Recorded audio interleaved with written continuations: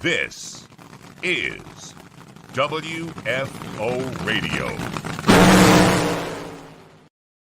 Hey everybody, WFO Radio back on the air, whether you're watching on social, YouTube, Twitter, or in our WFO app, audio only podcast. We're going heavy into NASCAR this week. Why? Well, WFO is located in southeastern Florida, and Homestead Miami Speedway is our home track, going back to the very first race. So whenever NASCAR comes to town, we go heavy NASCAR, talking about the Dixie Vodka 400. Joining us now, he's in the playoff contention, Chase Briscoe. Chase, welcome. How are you, sir? Good morning. Good afternoon. Yeah, I'm doing good. How are you doing? Thanks for having me. I'm thrilled. I am super excited about this race. Homestead is a fall race. We tried to do it early in the season. It doesn't work there. And so this is big because we've got that playoff atmosphere, and you're going into it with a shot to transfer to the final race out there in Phoenix, a race that you won earlier this year. That's got to give you like a little extra incentive, knowing that you have won at the track that they run the championship.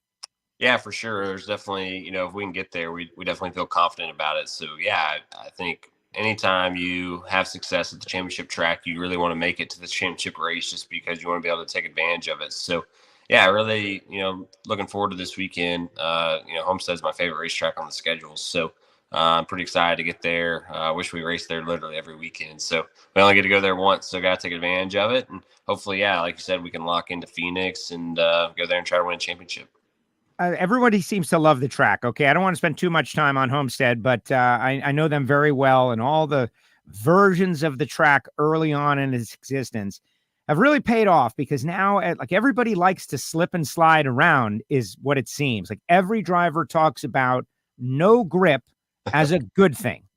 Yeah, for sure. And that place is, I don't know what it is. It's like the perfect texture, how it wears the tires. It's really slick. The racetrack, for a mile and a half is really unique in the shape, actually having a straightaway instead of a tri-oval, and just how the banking is. It's just a really well put together racetrack. It's kind of the perfect racetrack, I feel like, for a mile and a half, where you can run literally top to bottom. And something about how you have to run the top there. I mean, literally you're a quarter of an inch off the wall, and it just makes more speed. So it's a lot of fun. It's the one, I would say, track on the schedule where I feel like as the race car driver, I make the biggest difference. A lot of these tracks we go to, you don't really feel like you make a huge difference. And, you go there, and I feel like if you can get around that place, you can make up 7-8 positions just by getting around the racetrack. So yeah, it definitely makes it fun for the drivers. I'm sure there's a couple guys that hate it, but for me, I love it, and I'm definitely looking forward to getting there. 4 wide. We've seen 5 wide. I can tell you all the people that put all that effort into it years ago are smiling somewhere hearing you make those comments. But this is a new car this year, the next gen car, changing everything, more tire, totally different, etc. How's that going to work at this very slippery track? Yeah, it'll definitely change things a little bit, but I think it'll still be the same old Homestead. We actually just tested there, I want to say 3 or 4 weeks ago, and it was still pretty similar, where you're slipping and sliding around. You still needed to run around on the wall. It actually made the bottom a little bit better, just because we have a lot more downforce than we've had in the past. So it'll be interesting to kind of see how that plays out. But yeah, I think it'll still be the same typical Homestead race. I think the guy that wins the race is probably going to be on the fence. And yeah, rear grip and just overall grip is still going to be a huge issue. I think when we were there a couple weeks ago, I think we ran 5 laps and we slowed down over a second already. So it's got a lot of tire fall off. I would say over the course of 40 laps, it'll probably slow down 4 or 5 seconds. So it'll be pretty extreme for sure. Driving for Stewart Haas, going into the round of 8 in the playoffs, rookie of the year last year. But I don't know. I was kind of looking at your stats, and I was observing some of the storylines. And I don't know, this is weird to ask you, but do you feel like you're kind of underappreciated for what you have done here? Like to have rookie of the year and then make the round of 8 with a chance to go to the round of 4 for the championship. I kind of feel, driving for Tony Stewart, I kind of feel like you are maybe under the radar a little bit. What is your vibe on that? No, I would agree. I definitely think we're a little under the radar, which is fine by me. I would rather it be like that. I feel like anytime I've been the underdog, I've kind of performed better anyways. So, yeah, I feel like, we're definitely kind of the I guess, the snake in the grass that everybody keeps forgetting about.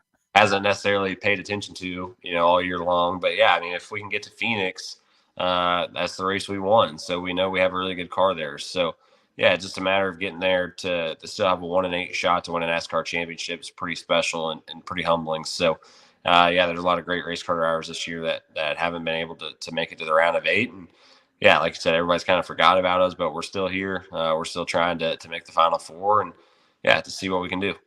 Okay, a little controversy at the Roval, though. But to me, as a Formula One fan and the worldwide motorsports, like, stuff happens, right?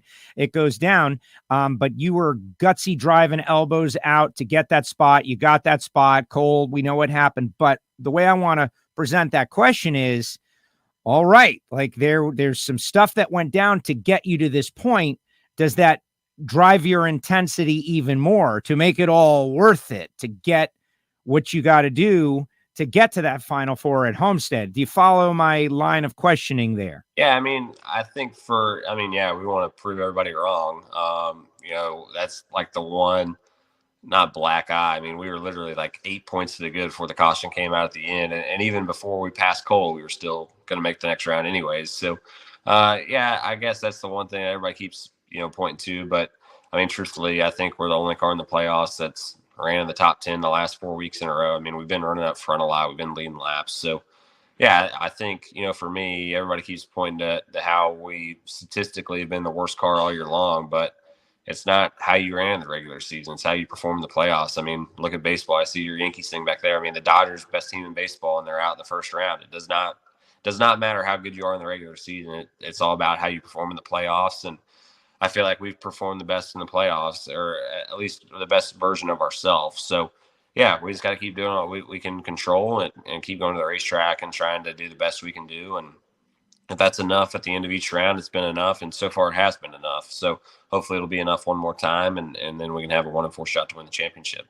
So you follow, what people call stick and ball sports, because I run into that in drag racing all the time, which is, yeah, but the regular season, yeah, but the playoffs, right? It's like, It doesn't matter. The Patriots were perfect against the Giants, who were 8-8, and the Giants were the Super Bowl champs.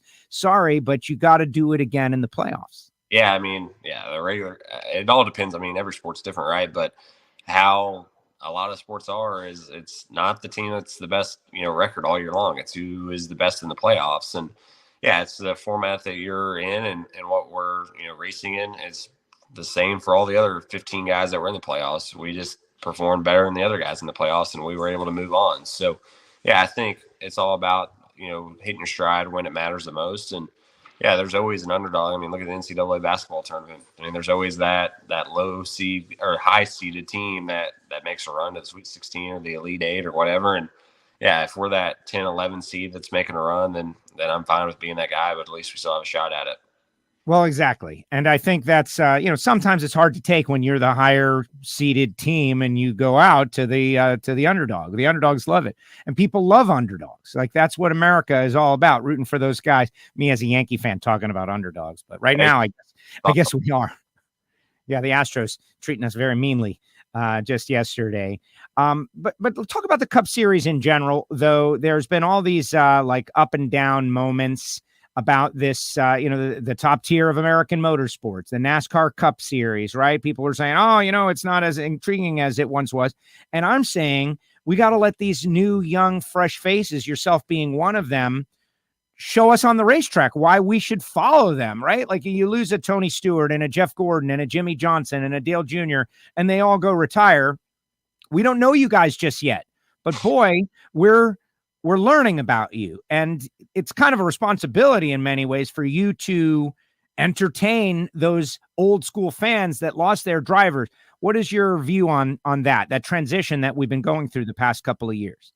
Yeah, I agree. I would say our sport, over the last 5-6 years has really been in a weird spot where, the heyday, right, was the early 2000s, and that's when our sport was the most popular it's ever been. Well, all these guys that were racing in that time frame have all retired in the last 5 years. So you have a huge void of, I guess, superstars in the sport, and it takes time, I think, to reestablish the new superstars and learn them. And we have a couple guys. You look at the Chase Elliott, Kyle Busch. They have the name that is very recognizable, but there's a lot of new faces in a lot of new places. And until you can kind of establish yourself in the sport, let the fans see your personality, let the fans kind of make their own decision on if they like what you do on and off the racetrack. That doesn't happen overnight. And, I think it was no different for, Jeff Gordon, Tony Stewart. It took a couple of years for them to be able to establish themselves. And, it just takes time. So I think as you continue to hopefully have success on the racetrack and how you, react to certain situations off the racetrack, that fan base can grow or you can lose them one way or the other. But it takes time to kind of establish yourself as one of the bigger names in the sport. And it just takes time for these fans to learn about you and kind of see who you are. So, yeah, it's going to take time. But I do think over the next, 3 to 5 years, we're going to get to the point where for the next 15 years, you're going to have the same guys in the Cup Series. It's just we're kind of in that weird transition period right now. But, yeah, I would say in the next 3 years, whatever that lineup is in the Cup field on Sundays is probably going to be the same guys for the next 10, 15 years. So I guess that's your time to pick somebody and kind of stick with them. Well, you're making a case for yourself, Chase. Thank you for coming on WFO Radio. Good luck this weekend at Homestead Miami Speedway. I'll be down there. Dixie Vodka 400. This is as intense as it gets. Good luck on making your way to Phoenix. Yeah, I appreciate it. Thanks for having me. Take care, Chase. Thank you very much. Chase Briscoe with us here on WFO Radio. And the kid, I love the way he handles himself. He addressed controversy head on. He's got a very intense situation going on out there at Homestead. He's trying to get to that final race where he knows he can win, and it will be great. So thanks to Chase for coming on the show. And it's been a big NASCAR week here on WFO Radio as we're getting ready for Xfinity Series action and Cup Series action, the Dixie Vodka 400 at Homestead Miami Speedway on Sunday. Now, WFO Radio, our archive is loaded. We've got all kinds of good stuff, mostly drag racing, mostly NHRA drag racing, but we still love and appreciate NASCAR and Formula One. And we do it because of some great sponsors, people who make it possible for me to talk with racers whenever they're ready to do it. And I want to tell you about who they are, because without them, it's impossible. And maybe, just maybe, you can use something that they're doing, like Phillips Connect, Phillips-Connect.com. Justin Ashley sponsor, talking about Jim Epler, smart trailer technology, load sensors and travel sensors and light sensors and all these different things that keep the trucks connected while on the road. So the driver, get a wheel hub heating up. Someone gets on the thing. Yeah, you got a wheel hub heating up. You need to stop because you're going to have an incident. That's the kind of stuff that is proactive, right? An ounce of prevention is worth a pound of cure. And that's what Phillips Connect is all about. So if you're in the trailer transportation industry, go to their website and find out more information. FTI Performance Transmissions and Torque Converters. This is about drag racing, folks, or it's also about your muscle car, your street car. If you're looking for regular transmission stuff out there, use the best. And you don't have to go far to find out, whether it be Top Sportsman, Top Dragster, .90, Big Money, bracket racing in general, FTI Performance Transmissions and Torque Converters, all over the winning drivers. Total Seal Piston Rings, the leader in ring seal technology. They are throughout the Cup Series, and they are throughout the highest tiers of NHRA drag racing and throughout Formula One as well. TotalSeal.com. Go to their website, check out the podcasts, Hidden Horsepower, Matt Hartford, Keith Jones, Lake Speed, the team over there doing a great job, and we really appreciate them, everything they do. And then Bernie's Speed Shop, Bernie's.com. Josh Hart, I got to get up there. We got to do something from Josh Hart, Bernie's.com. And I think we're going to do it during the winter break. Bernie's.com. Go to their website, check out over $5 million in inventory. If you're looking for your next muscle car, they're located in Ocala, Florida, but they work on the web as well, whether it be frame-off restorations to window tint, whether you need trucks and trailers built, purpose-built, whether you're doing a movie and you need something amazing done for the movie. They do it all at Bernie's, and that's why they have grown from a door-to-door detail shop to over 100,000 square feet in such little time. Josh Hart doing a great job. Also, samtech.edu, the School of Automotive Machinists and Technology. Frank Hawley's Drag Racing School with their Dragster Adventure program, where regular folks just like you and me can drive dragsters with very little expense. And Marvin Rodak, RodaxCoffeeandGrills.com, 817-924-6821, Rodax. And then there's the Patreons. We've got our big Patreon meetup next week in Las Vegas. The Vegas Nationals out there. They've just announced the Giant Fan Fest on Thursday. It's going to be great. If you want to join the Patreons or explore it, go to WFOradio.com, click Patreon, or patreon.com/WFO Radio. Either way, you can get there and get all the perks, baby, the perks. All right, that's going to do it. Appreciate Chase coming on the show. NASCAR in town, NASCAR coming your way, Homestead Miami Speedway. And it's been a great week. We had a couple weeks. We had Christopher Bell. He won. We had a chance at Joey Logano. Couldn't do it. He won. Had Eric Almirola earlier this week. We'll see how he does. And now Chase Briscoe with us here on WFO Radio. Guys, hit the archives. Erica Enders, Ron Capps, Justin Ashley, Hector Arana Jr., Alan Reinhart, all the Stampede Speed stuff. Remember, the audio-only podcast. Just so many things for you to click on. So start clicking. This is WFO Radio.